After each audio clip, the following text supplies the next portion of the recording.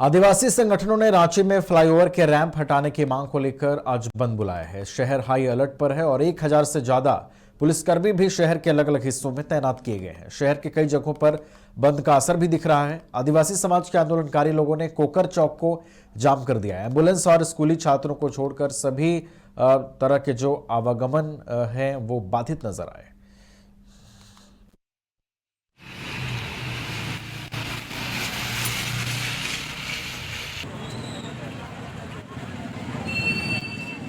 ये तस्वीरें कोकर चौक की आपको दिखा रहे हैं। कोकर चौक को आदिवासी संगठन से जुड़े लोगों ने जाम कर दिया। आपको बता दें कि सिरमटोली स्थित फ्लाईओवर के रैंप निर्माण विवाद को लेकर जो है आदिवासी संगठनों में आक्रोश देखने को मिल रहा है और यही तस्वीरें जो है आपको आज रांची के अलग अलग हिस्सों में दिखाई देगी। अगर आप रांची के किसी इलाके में निकल रहे हैं तो आज आप परहेज करें, क्योंकि अलग अलग हिस्सों में इसी तरह की बंदी का असर आपको दिखाई देगा और आपको आवागमन में परेशानी हो सकती है। तो ये कोकर चौक की तस्वीरें हैं जहां पर बंदी का असर देखने को मिला। झारखंड विधानसभा के बजट सत्र के 16वें दिन जमशेदपुर पूर्वी के विधायक पूर्णिमा दास साहू ने जमशेदपुर के 86 बस्ती के लोगों का मुद्दा उठाया। सदन में उन्होंने कहा कि 86 बस्ती के लोगों को जमीन का मालिकाना हक मिलना चाहिए। आवेदन करवा दीजिए। महोदय नहीं, ये बोल रहे हैं कि रघुवर नगर जो बसा है तो ये तो जांच का विषय है महोदय, इन्हें जांच करवाना चाहिए। अभी सत्ता में ये जांच करवाए, पर मेरा जो मांग था कि उनके मालिकाना हक को लेकर था महोदय, क्योंकि वहाँ बहुत ही ज्यादा संख्या में, कम से कम लगभग 3 लाख परिवार वहाँ रहते हैं महोदय, और वो उन्हें जो है सरकारी सुविधाएं नहीं मिल पा रही है, उन्हें आवासीय जाति प्रमाण पत्र बनवाने में मुश्किलें हो रही हैं। तो मैं चाहूंगी और मैं तो यही कह रही हूँ महोदय, एक समिति बनाए, क्योंकि वहाँ जो है ये जनहित का मामला है महोदय, बहुत लोग वहाँ निवास करते हैं। तो मालिकाना हक देने की मांग है मेरी, और अगर ये मांग गलत है तो माननीय कल्पना मुर्मू सोरेन जी को भी ये वादा वहाँ नहीं करना चाहिए था, क्योंकि ये वादे उनका जो है मंत्री महोदय गलत साबित कर रहे हैं। रांची के सुखदेव नगर थाना क्षेत्र में युवक ने आत्महत्या कर ली है। मृतक की पहचान नितेश कुमार राय के रूप में हुई है, जो बिहार का रहने वाला था। नितेश कुमार राय का शव उसके ही कमरे में फांसी के फंदे से लटका हुआ बरामद किया गया। फिलहाल आत्महत्या की वजह स्पष्ट नहीं हो पाई है। पुलिस मामले की जांच में जुटी है।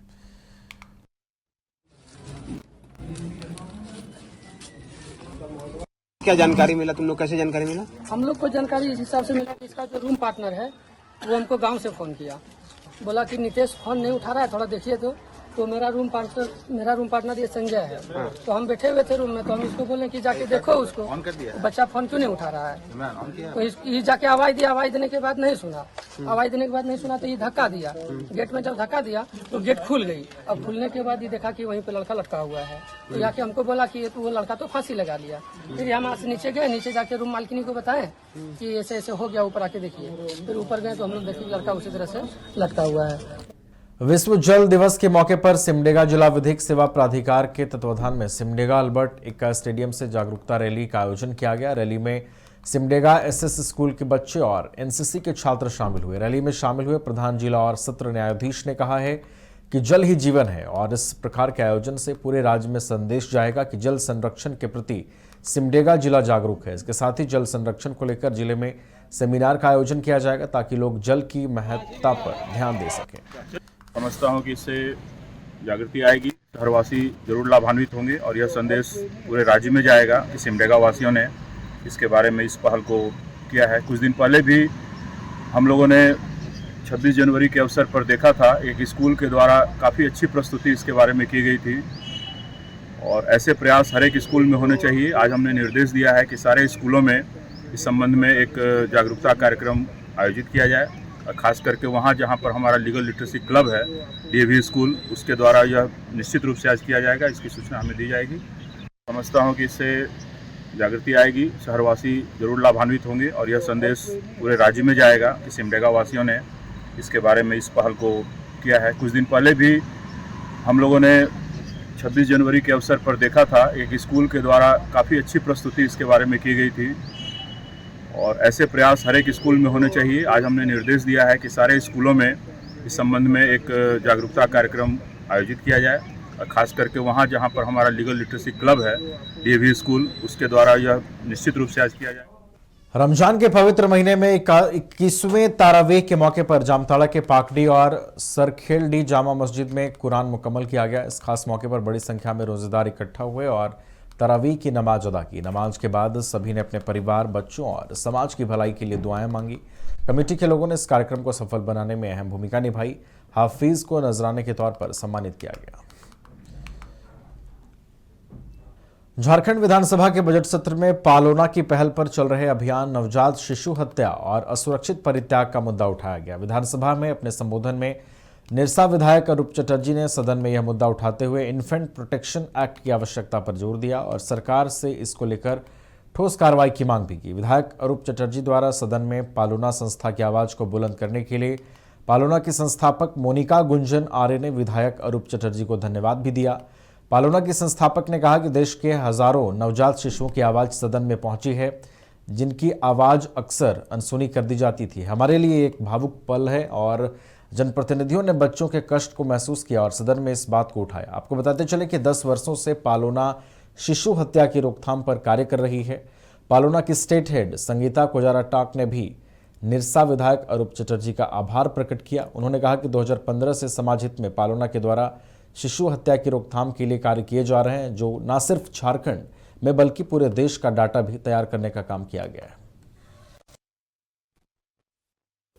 जो निरसा विधायक अरूप चटर्जी हैं उनका धन्यवाद अदा करना चाहूँगी, क्योंकि शायद देश के पहले सदन में कोई पहली आवाज़ गूंजी है। और मैं इसको पालोना की आवाज़ नहीं कहूँगी, मैं कहूँगी कि ये उन हज़ारों बच्चों की, उन हज़ारों नवजात शिशुओं की आवाज़ वहाँ पहुँची है जिनको अक्सर अनसुना कर दिया जाता है। उनका करुण क्रंदन किसी के पास नहीं पहुंचता है। यही वजह है कि कभी भी उनकी स्थिति के बारे में, उनके कष्ट के बारे में, उनकी पीड़ा के बारे में किसी ने भी नहीं सोचा है। मैं इस बात के लिए उनका तहे दिल से धन्यवाद अदा करती हूँ और सही में ये बहुत ही महत्वपूर्ण पल है।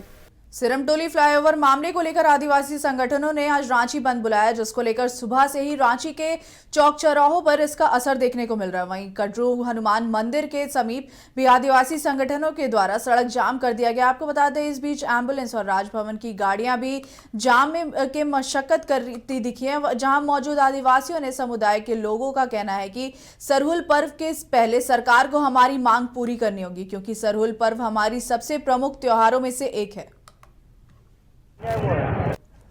सिरमटोली फ्लाईओवर के विवाद को लेकर आदिवासी संगठनों का आज रांची बंद है। तमाम चौक चौराहों पर इसी प्रकार के नज़ारे आपको देखने को मिलेंगे। ये देखिए, एक एम्बुलेंस है, इसे भी कहीं ना कहीं बाधित किया जा रहा है। जो आदिवासी समुदाय के जो लोग हैं, एम्बुलेंस तक को पार होने नहीं दे रहे हैं। एक और गाड़ी आपको दिखाना चाहूँगा कि राजभवन की एक गाड़ी है, झारखंड राजभवन की।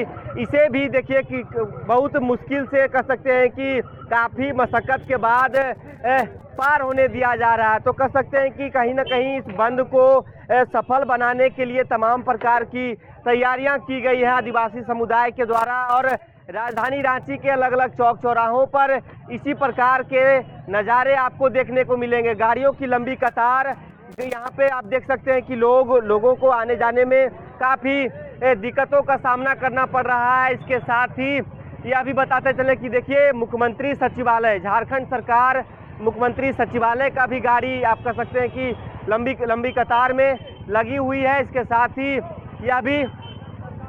साथ ही कह सकते हैं कि जिस प्रकार से आदिवासी समुदाय के द्वारा रैंप विवाद को लेकर जो फ्लाईओवर बन रहे हैं सिरमटोली में, उसको लेकर ये आज बंद है। और रांची के ज़्यादातर चौक चौराहों को कह सकते हैं कि जाम किया गया है। और आदिवासी समुदाय कह सकते हैं कि पिछले कई महीनों से ये मांग करता आ रहा है कि सरहुल जो महापर्व है आदिवासी समुदाय का, अब कुछ दिनों के बाद वहाँ पे झांकियाँ पहुँचनी है। तो ऐसे में उस रैंप का कह सकते हैं कि डिजाइन चेंज किया जाए। देख सकते हैं कि किस प्रकार से पूरे तरीके से ये कटरू इलाके की ये तस्वीरें हैं, जहाँ पे जो आदिवासी समुदाय के जो लोग हैं वो कहीं ना कहीं पूरे तरीके से जाम कर दिए हैं। गुमला और लोहरदगा जिले में जमकर ओलावृष्टि हुई है। ओलावृष्टि में आपको बता दें जिसके कारण जीवन पूरी तरह से अस्त व्यस्त हो गया है। एक और जहां पुराने घरों के छप्पर टूटकर गिर गए हैं और घरों में पानी घुस गया, तो दूसरी ओर आपको बता दें ओलावृष्टि की फसलों पर जबरदस्त मार पड़ी है। सारी फसलें ओलावृष्टि के कारण बर्बाद हो चुकी हैं। हमारे यहाँ पखल पानी आके आज जो बारिश हुआ, अब बारिश से पहले लगभग 4 मिनट तक ओलावृष्टि हुआ और काफ़ी मात्रा में ओलावृष्टि हुआ, जिसके कारण से लोगों का अल्वेस्टर फूटा, फसल नुकसान हुआ। और देखा जाए तो प्रत्येक घरों में, सबके घरों में पानी लगभग जमा हो चुका है। और अभी भी अगर वैसा स्थिति रहा, अगर पानी आया तो समझिए कि लोगों को रात में सोने के लिए भी बहुत मजबूरी है। और मैं यही कहना चाहूँगा इस न्यूज़ चैनल के माध्यम से, अगर सरकार तक हमारी आवाज़ आ पा रही है तो लोगों को यथाशीघ्र इसका मदद अब मुहैया देने का कृपा करेंगे। आदमी के घर दूरा बहुत बर्बाद हो गया है, खेती भी बर्बाद हुआ है, ठीक है, ओलावृष्टि हुआ है। और बात रह गया कि आदमी अभी भी मौसम ख़राब किया हुआ है और पूरा अल्वेस्टर पूरा टूट गया है। आदमी कैसे रहेगा, क्या करेगा, समझ में नहीं आ रहा हम लोग को। भारी दिक्कत है। गोटे गाँव में, हमारे के गाँव में इतना भारी क्षति करलक पखल कि खर्चा पानी के भी सबके अथी के जुमड़ा दिलक, घर दूरा नुकसान भेलक। हाँ, खपरा अल्वेस्टर सब बर्बाद भे गेलक। बहुत पत्थर पानी बहुत जोर से बरसलक, खपरा कर घर सब गुड़ा गुड़ा हो गेलक। और हम इधर सुतेल जगह है, चाउर थोड़े थोड़े चाउर रहो, दाल रहो, आलू रहो, सब भीज गेलो, सब अति खपरा टिकरिया के फोरी गुड़ा कर दिलो। सुतेल जगह न को हम कहाँ और पानी बरसी तो हमके सुतेले बहुत मुश्किल है। हमारा गांव में ऐसा पत्थर पानी आया कि घर अल्वेस्टर और खपड़ा को तोड़ के बर्बाद कर दिया। खाने पीने वाला का धान चार भी भींज गया और कपड़ा लत्ता भी भींज गया। अगर प्रशासन हम लोग को मुआवजा नहीं देंगे तो हम लोग क्या कर सकते हैं। अति गरीब आदमी के यहाँ ऐसे क्षति गया कि हम लोग को बहुत बड़ा नुकसान गया है। कोडरमा पहुंची केंद्रीय महिला एवं बाल विकास मंत्री अन्नपूर्णा देवी ने गिरिडीह जिले के घोड़थंबा में हुए विवाद मामले पर प्रतिक्रिया देते हुए कहा है कि यह घटना दुर्भाग्यपूर्ण है। उन्होंने आगे कहा है कि यह कोई पहली घटना नहीं है। राज्य सरकार की निष्क्रियता और खुफिया विभाग की विफलता के कारण इस तरह की घटनाएं लगातार हो रही हैं। तरह घटना हुई है, बिल्कुल ये दुर्भाग्यपूर्ण है। और हमें लगता है कि ये एक घटना खाली घोड़थंबा नहीं है। आप इसके पहले शिवरात्रि में एक डुमरौन में भी इस तरह की घटना हुई। इसी तरह की घटना अगर देखिए एक नामकुम में हुई। कई ऐसे पूरे राज्य के अंदर कई ऐसे घटनाएं घट रही है लगातार, या तो फिर समुदाय विशेष के साथ, या फिर मतलब ऐसा लग रहा है कि अपराधी बेलगाम हो गए हैं। अपराधियों का भय अभी सरकार पर रहा नहीं, पर पुलिस प्रशासन पर रहा नहीं, और जिसके वजह से आए दिन इस तरह की घटनाएं घट रही है। आपसी मतलब सद्भावना बिगाड़ने का काम किया जा रहा है। और ऐसा महसूस हो रहा है कि कोई त्योहार भी अब लोग आसानी से कैसे हम शांतिपूर्वक मनाएं, ये भी मनाने में अब कहीं ना कहीं एक भय का वातावरण है। तरह घटना जमशेदपुर में शहीदों के सम्मान में निकाली जाने वाली यह यात्रा देश की भव्यतम यात्राओं में से एक है। शहीद सम्मान यात्रा सर अखंड तिरंगा यात्रा इस साल 23 मार्च को 10वें वर्ष में प्रवेश करते हुए पूरे उत्साह और जोश के साथ निकाली जा रही है। आपको बता दें, इस यात्रा की जानकारी देते हुए नमन के संस्थापक अध्यक्ष अमरप्रीत सिंह काले ने कहा है कि नमन शहीदों के सपनों को राष्ट्रभक्ति और राष्ट्रध्वज के सम्मान एवं स्वतंत्रता संग्राम के अमर बलिदानियों के गौरव को जीवंत बनाए रखने के लिए समर्पित संस्था है। इस मंच के माध्यम से हम समाज में प्रेम, भाईचारा और सौहार्द कायम रखने का हर संभव प्रयास करते हैं। यह संस्था गैर राजनीतिक और गैर सांप्रदायिक भावना से प्रेरित होकर गठित की गई। आपको बताते चले, जिसमें समाज के हर तबके और हर धर्म एवं समाज के गणमान्य व्यक्ति, चिकित्सक, व्यवसायी शामिल है। वहीं उन्होंने यात्रा में लोगों से ज्यादा संख्या में शामिल होकर शहीदों को श्रद्धांजलि अर्पित करने की बात कही है। जैसा कि आप सब जानते हैं कि अखंड तिरंगा यात्रा मां भारती के सम्मान में, शहीदों के सम्मान में यह 10वां वर्ष आयोजन है। हमारे नौजवान, हमारे नौनिहाल राष्ट्रभक्ति और देश प्रेम के साथ जुड़े। 23 मार्च भगत सिंह, राजगुरु, सुखदेव जी का शहादत दिवस है। और इस पावन और शौर्यमय दिन के अवसर पे आप सबसे मेरा निवेदन है कि राष्ट्रीय एकता, अखंडता, भाईचारा, समरसता को ध्यान में रखते हुए और तमाम ऐसे वीरों को अपनी श्रद्धांजलि देने के लिए अपने तिरंगा के सम्मान में 23 तारीख दिन रविवार को सुबह 9 बजे एग्रीकोट ट्रांसपोर्ट मैदान अवश्य पहुंचे। 10 बजे ये यात्रा वहां से प्रारंभ होगी। जो वाहन से रहेगी अपने अपने बाइक से, 2 व्हीलर, 3 व्हीलर, 4 व्हीलर से 9 बजे एग्रीको मैदान से प्रारंभ हो 10 बजे एग्रीको मैदान से प्रारंभ होते हुए एग्रीको लाइट सिग्नल, जम्बू अखाड़ा, भालूभासा, कुम्हारपाड़ा, रामलीला मैदान, साक्षी बड़ा गो चक्कर, बसंत सिनेमा, 9 नंबर मनोकामना मंदिर, साक्षी गुरुद्वारा, काली माटी रोड, हावड़ा ब्रिज होते हुए गोलमरी होते हुए वापस एग्रीको मैदान में लगभग 1.25 घंटे से 1.5 घंटे में अपना यह यात्रा संपन्न होगी। 11:15 साढ़े 11 बजे तक संपन्न होने के बाद यात्रा वहाँ भोग प्रसाद का व्यवस्था है। हम सब भोग प्रसाद ग्रहण करेंगे। आप सबको मैं आभार प्रकट करूंगा और उसके बाद हम अपने अपने घरों को जाएंगे। जैसा कि आप सब जानते हैं कि अखंड तिरंगा यात्रा माँ भारती के सम्मान में, शहीदों के सम्मान में यह 10वां वर्ष आयोजन है। हमारे नौजवान रांची के सिरमटोली फ्लाईओवर निर्माण कार्य का विरोध कर रहे 40 से अधिक आदिवासी संगठनों ने आज बंदी बुलाई। आपको बता दें, राजधानी रांची के विभिन्न चौक चौराहा पर टायर जलाकर आदिवासी समाज के लोग विरोध प्रदर्शन कर रहे हैं। भाजपा प्रवक्ता अजय शाह ने भी बंदी का समर्थन किया है, जहां उन्होंने कहा है कि 40 से अधिक संगठन इस बंदी के पक्ष में है, तो हम भी इस बंदी का समर्थन करते हैं। सरकार को चाहिए इस डैम विवाद में दोनों पक्षों के साथ बैठकर बातचीत करे और इस मामले का समाधान निकालें। आज जो आदिवासी समाज सड़कों पे है, रैंप निर्माण का जो है लगातार विरोध कर रहे हैं। देखिए क्या होता है कि कई बार आप देखेंगे कि हमारे देश में कुछ जो पॉलिटिशियंस है, पॉलिटिकल क्लास है, वो हमेशा एक खास जाति या फिर एक आइडेंटिटी के बेस पे पॉलिटिक्स करते हैं और उनका वोट जो वो बटोरते हैं। लेकिन जब उस विशेष जाति या विशेष धर्म का वोट वो बटोर लेते तो एक ना एक समय ऐसा आता है जब वो पूछते हैं, सवाल पूछने लगते हैं कि भाई सड़क कहाँ है, शिक्षा कहाँ है। ऐसा आप देख सकते हैं लालू प्रसाद यादव जी के साथ हुआ था। एक समय पर बहुत बड़ा बहुमत मिला, लेकिन उस कुछ समय बाद जो है एक खास जाति से उनको प्रश्न पूछे जाने लगे। झारखंड में यही बात है। झारखंड की हेमंत सोरेन सरकार जो है आदिवासी अस्मिता के नाम पर ये इन्होंने सरकार को लिया है, लेकिन अब जो है आदिवासी संगठन जो है वो जागरूक हो चुका है, सवाल पूछ रहा है। अब यहाँ पर सीधी सी बात है कि यहाँ पर जो आज जो मसला दिख रहा है, इस मसला में आज जो है रांची में बंदी जो बुलाई गई है, लगभग 40 आदिवासी संगठनों ने इसका साथ दिया है। सिरमटोली रैंप के विरोध में आदिवासी संगठनों की ओर से आहूत बंद को लेकर डीजीपी अनुराग गुप्ता ने कहा है कि सब कुछ कंट्रोल में है। वहीं हाल में के दिनों में राज्य में घटी आपराधिक घटनाओं को लेकर कहा कि सभी मामलों में आरोपियों की गिरफ्तारी हुई है। डीजीपी ने आगे कहा है कि कोयला कारोबारी विपिन मिश्रा पर जानलेवा हमला का मामला हो या फिर हजारीबाग की घटना हो, सभी मामलों में पुलिस को सफलता हाथ लगी है। हालांकि कुछ मामलों में एक तरफा कार्रवाई पर मीडिया से सवालों पर जवाब नहीं दिया गया और कहा कि मीडिया की नजर में एक तरफा हो सकता है, पर ऐसा नहीं है। बताते चले डीजीपी ये बातें आज विधानसभा के बाहर में मीडिया से कही गई है। हाँ, बंद वाला कंट्रोल में है, एसएसपी अपने से देख रहे हैं और मुझे लगता है कि सब चीजें शांति से सब रिजॉल्व हो जाएंगे।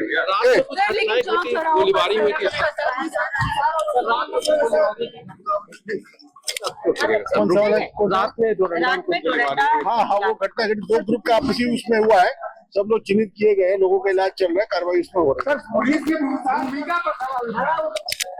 गोली चला उससे भी लोग पकड़े गए सारे, वो लोग को पूरा उसमें टेक्निकल एनालिसिस के बाद में सारे लोग अरेस्ट हो गए, उसमें हथियार रिकवर हो गया, उसमें वो भी और डिटेक्ट हो गया। हमारा जो रांची में हुआ, जो विपिन मिश्रा पर फायरिंग हुई थी, वो सारे पकड़े गए हैं। जो हजारीबाग में जो वो पकड़े गए, उरीमारी में जो ट्रक जलाया था उसके लोग हजारीबाग के नगर भवन में हजारीबाग डीसी नैन्सी सहाय और जिले के वरीय पदाधिकारी की मौजूदगी में नवनियुक्ति 182 चौकीदारों को नियुक्ति पत्र सौंपा गया। आपको बताते चले नियुक्ति पत्र पाकर नवनियुक्त चौकीदार काफी खुश थे। इस मौके पर अभ्यर्थियों ने कहा कि अपने क्षेत्र में ईमानदारी से अपनी ड्यूटी करेंगे। हजारीबाग डीसी नैन्सी सहाय ने भी नवनियुक्त चौकीदारों को शुभकामनाएं दी और कहा है कि आज 182 नवनियुक्त चौकीदार पहले 2 महीने तक ट्रेनिंग पीरियड में रहेंगे और उसके बाद स्थायी तौर पर थाने में नियुक्त किए जाएंगे। उन्होंने सभी के उज्जवल भविष्य की कामना भी की है।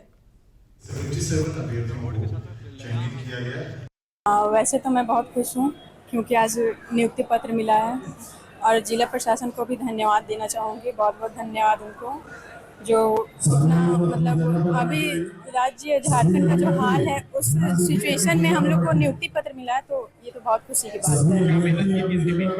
है। मेहनत किए थे, इतना टफ नहीं था क्वेश्चन, मतलब एग्जाम, लेकिन अपना जो मेहनत था वो हम 100% दिए थे। आगे का काम कैसे करेंगे?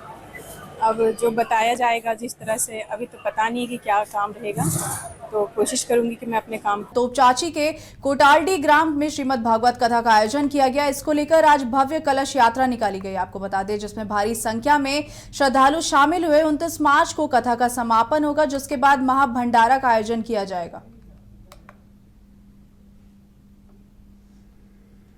झरिया में पूर्वी झरिया क्षेत्र के भूधंसान प्रभावित क्षेत्र भौरा 12 नंबर निवासी रैयत संतु महतो की हार्ट अटैक से मौत हो गई है, जिसके लिए मृतक के परिजनों ने बीसीसीएल व आउटसोर्सिंग प्रबंधन को जिम्मेदार ठहराया। आपको बता दें, इस दौरान एजीएम कार्यालय के गेट पर ताला जड़ दिया गया। वहीं कार्यरत बीसीसीएल कर्मियों को ग्रामीण और जेबी केसेस के कार्यकर्ताओं ने बंधक बना लिया। मृतक की पत्नी का कहना है कि भूधसान के कारण उनका घर क्षतिग्रस्त हो गया था। प्रबंधन ने उन्हें दूसरी जगह शिफ्ट तो कर दी और जमीन भी ले लिया, लेकिन मुआवजा नहीं दिया है, जिससे उनके पति तनाव में रहते थे।